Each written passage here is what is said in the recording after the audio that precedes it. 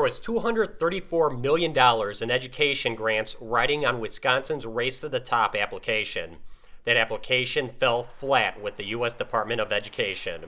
Wisconsin was ranked 26 out of 41 applicants and received the equivalent of a C- grade. On top of that, it appears the state was not entirely honest in the application. One of the sections in the application requests information regarding enrollment restrictions for charter schools. It stated there are none in Wisconsin. However, since 2008, Wisconsin State Statutes specifically limit open enrollment in online virtual charter schools to 5,250 students a year. Senator Luther Olson was involved in that debate.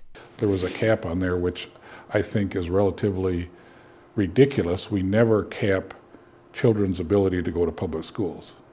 You know, we've capped children's ability to go to choice schools, but never shut the door on kids going to a public school, and that's really what that cap did, and it's still in place. The fact that Wisconsin's Race to the Top application says there are no caps has not escaped the attention of Wisconsin's virtual charter schools.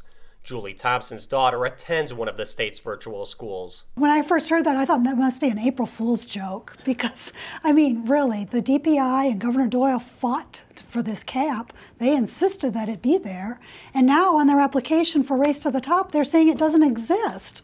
This doesn't make any sense. It's just a blatant lie. Republican lawmakers agree with Thompson. I quite frankly think the Doyle administration is essentially lying about this. It was his own administration who said we have to cap and restrict the amount of students that are going into virtual school education. I tried to get in touch with Governor Doyle's policy director, the state's contact person for the application, but my call was not returned.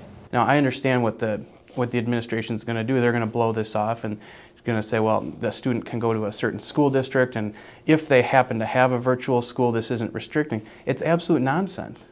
I mean, what they're doing is they're hiding from the truth.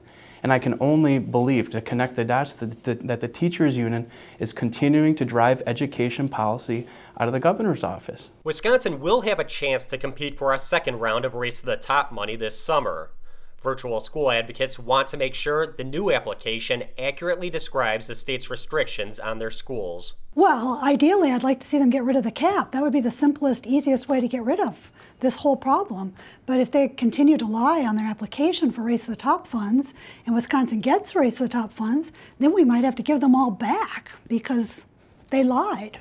Governor Doyle says the state will likely have to alter some of its education laws if there's any hope of winning the second time around. If we don't act aggressively before April 22nd of this year when the legislature adjourns, we shouldn't even be in the running for this. So I'm hopeful that the Doyle administration will revamp their application as we move forward and be aggressive to help the students of our state. For the MacIver Institute, I'm Bill Osmolsky.